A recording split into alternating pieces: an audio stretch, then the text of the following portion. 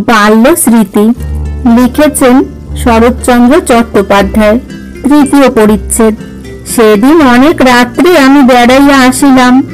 বাসায় আসিয়া দেখিলাম একটা প্রকাণ্ড হইচই কাণ্ড বাঁধিয়া উঠিয়াছে। গদাধরকে মাঝখানে লইয়া সকলে গোল হইয়া বসিয়াছে।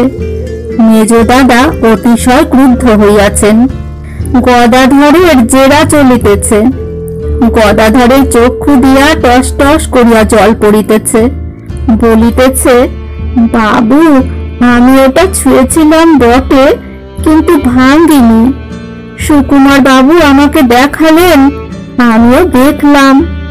তারপর তিনিও বেড়াতে গেলেন, আমিও রাতে গেলাম। কেহই তাহার কথা বিশ্বাস করিল না। সাব্যস্ত হইয়া গেল সেই চিমনি ভাঙিয়াছে। তাহার মাহিনা বাকি ছিল। সেই টাকা হইতে 3.5 টাকা দিয়া আবার নূতন চিমনি আসিল। সন্ধ্যার সময় যখন আলো জ্বলিল, তখন সকলেই বেশ প্রফুল্ল হইল। শুধু আমার চক্ষু দুটো জ্বালা করিতে লাগিল। সর্বদা মনে হইতে লাগিল তাহার 3.5 টাকা চুরি করিয়া লইয়াছি। আর থাকিতে পারিলাম না। কাঁদিয়া কোনো মতে মেজ দাদার মত করিয়া বাড়ি আসিয়া উপস্থিত হইলাম।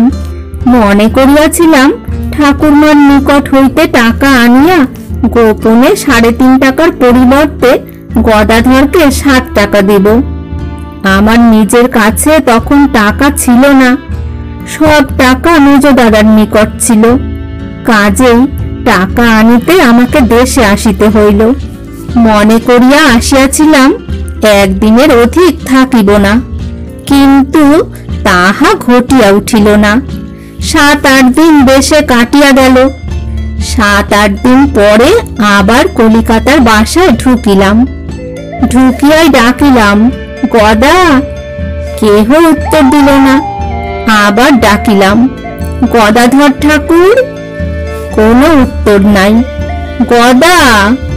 এবার রামচরণ আসিয়া বলিল, ছোট বাবু কখন এলেন? এই আসছি। ঠাকুর কোথায়? ঠাকুর নেই। কোথায় গেছে? বাবু তাকে তাড়িয়ে দিয়েছেন। তাড়িয়ে দিয়েছেন কেন? চুরি করেছিল বলে। প্রথমে আমি কথাটা ভালো বুঝিতে পারি নাই, তাই কিছুক্ষণ রামার মুখ পানে চাহিয়া রহিলাম।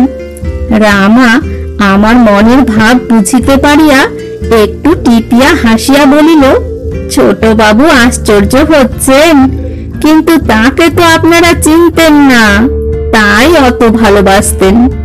সে মিটমিটে ডান ছিল। ভিজে বেড়ালকে আমি চিনতাম। কিসের সে মিটমিটে ডান ছিল, কিংবা কেন যে সেই সিক্ত মার্জারকে চিনিতে পারি নাই, তাহা বুঝিতে পারিলাম না। জিজ্ঞাসা করিলাম, কার টাকা চুরি করেছে? মেজ বাবুর। কোথায় ছিল? জামার পকেটে। কত টাকা? 4 টাকা। কে দেখেছে?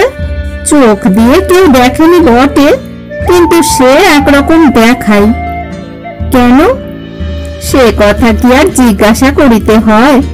আপনি বাসায় ছিলেন না, রামবাবু নিলেন না, জগন্নাথ বাবু নিলেন না, আমি নিলাম না।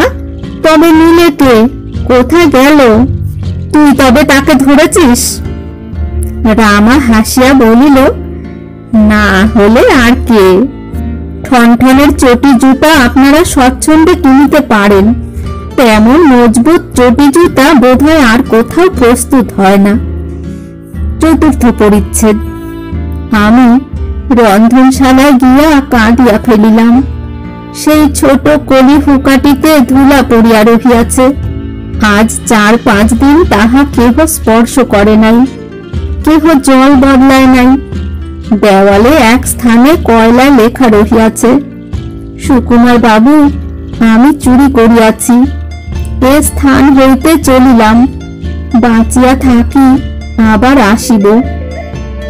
আমি তখন ছেলে মানুষ ছিলাম। নিতান্ত ছেলে বুদ্ধিতে সেই হুকাটিকে বুকে টিপিয়া ধরিয়া কাঁদিতে লাগিলাম। কেন যে তাহার কারণ বুঝিতে পারি নাই। আমার আর সে বাসাতে মন টিকিত না। সন্ধ্যার সময় ঘুরিয়া ফিরিয়া একবার করিয়া রান্নাঘরে প্রবেশ করিতাম, আর একজন রাঁধিতেছে দেখিয়া অন্য মনে আপনার ঘরে আসিয়া বই খুলিয়া পড়িতে বসিতাম। সময়ে সময়ে আমার মেজ দাদাকে দেখিতে পাইতাম না। ভাত পর্যন্ত আমার তিক্ত বোধ হইত। অনেকদিন পরে একদিন রাত্রে মেজ দাদাকে বলিলাম, মেজদা, কি করেছ? কিসের কি করেছি? গদা তোমার টাকা কখনো চুরি করেনি। সকলে জানিত আমি গদা ঠাকুরকে বড় ভালোবাসিতাম। মেজ দাদা বলিলেন, ভালো করিনি সুকুমার, যা হবার হয়েছে।